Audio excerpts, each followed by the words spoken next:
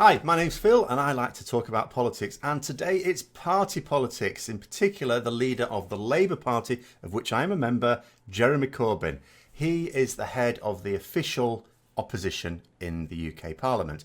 Now, I have made no secret of the fact that I am not a fan of his leadership of the Labour Party. It's not because I disagree with a lot of his policies. There are some policies I'm dead against of his, but you're not going to agree on all points with anyone, are you? But I'm broadly in agreement with his general policies. But it's not a case of that. It's a case of competence in terms of why I'm particularly opposed to him. There's been a number of failures, three major areas of failure with him as leader of the Labour Party, which I have been opposed to. First of all, he has failed to get his own parliamentary party behind him. He expects all the MPs to toe the party line with him as leader. The problem is that he never did that as a backbencher with other Labour leaders. His attitude is, well, I have been elected to the position of Labour leader, so you should all follow me. But his predecessors were also voted to be leader of the Labour Party, and he cut them no slack whatsoever. So there's a certain hypocrisy in this, which allows for MPs to basically vote against him when they feel they have to. That's not to say they never toe the party line. Of course they do. But it does give them more freedom to say, no, we're not going to go along with you, because he used to do the same. The problem with that is it weakens the cohesion in a parliamentary party. And the other problem with it is, because some people will be saying, well, you know, we voted for him to be leader, those MPs should be following him and all the rest of it. Never mind what went on before. The issue is, though, it goes beyond the party, because what it demonstrates is that he is a politician who either doesn't understand the need for compromise to meet people halfway, or he's not capable of doing so. Now, a politician who is either doesn't understand or isn't capable of achieving compromise will never achieve anything lasting in politics. Because you have to work with people when you are in a position of power, which is what he hopes to be, I hope, outside of your party. You know, people who would not be your natural allies. If you can't even work with the people who should be your natural allies, what hope is there? The second thing is the general election. Now, a lot of people said that he ran a marvellous general election. I think that was largely based on the fact that it didn't go as badly as many people predicted. But let's look at the facts. He was up against a party that was in government and had massively crippled the country with national debt. That yes, the borrowing had increased during the last Labour government in the wake of the global crash, which was not Labour's fault. Global recession ensued, borrowing went up, as it did for other economies around the world. But then what happened is, after a few years, those other countries started to get it under control and brought it back down again. We haven't. The Conservative government has kept that borrowing going up and up and up and up. And he didn't talk about that at all. The Conservative government kept going on about how, you know, they're bringing the economy under control and they're the ones, the fiscally responsible ones. All Jeremy Corbyn kept banging on about is how his policies would benefit the most vulnerable in society. Good man, that's what we want, that compassionate society, absolutely. But that's all he banged on about. And here's the thing, the problem with the most vulnerable in society is they're not the largest demographic when it comes to voting. So they're not going to propel you into power. The other problem is it's a relatively small part of the proportion. It's too high, but it's still a relatively small part of the population. And his slogan for Labour is for the many, not the few. But he didn't talk about how the many are going to benefit. He didn't talk about how the many are suffering because of the current government's financial mismanagement.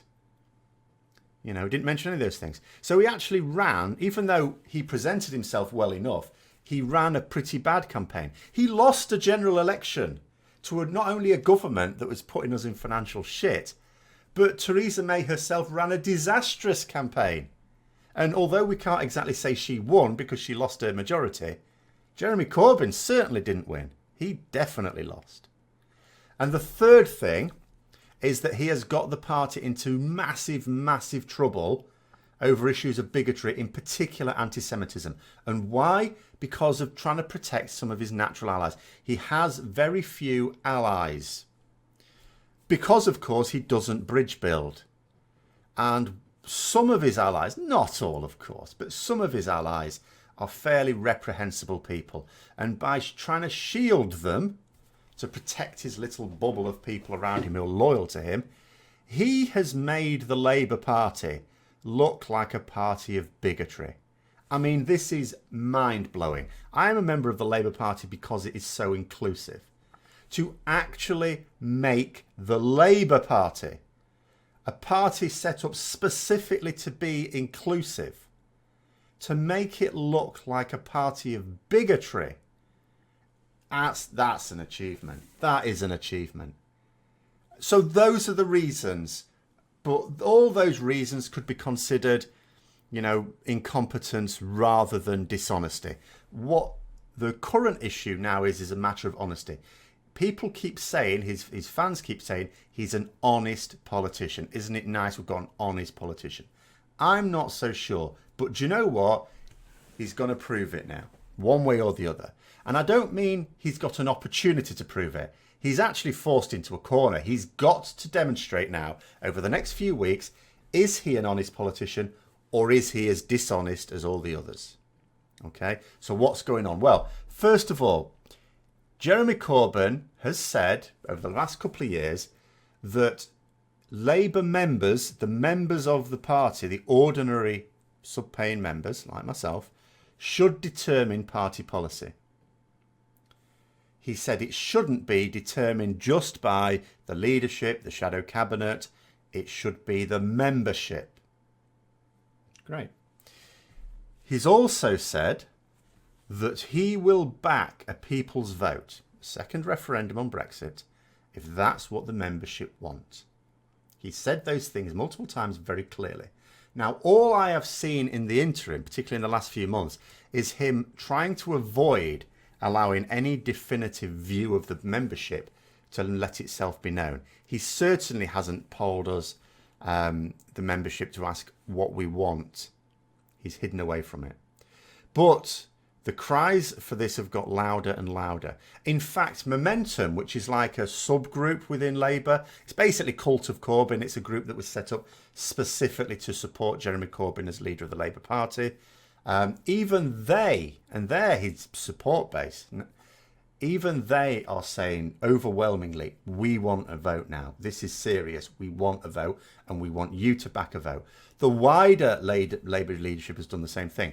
There's been another poll just come out saying about 3/4 of Labour members want this vote and they want Jeremy Corbyn to push for it hard now. So we create a situation where he now cannot not be aware of this. What's he going to do?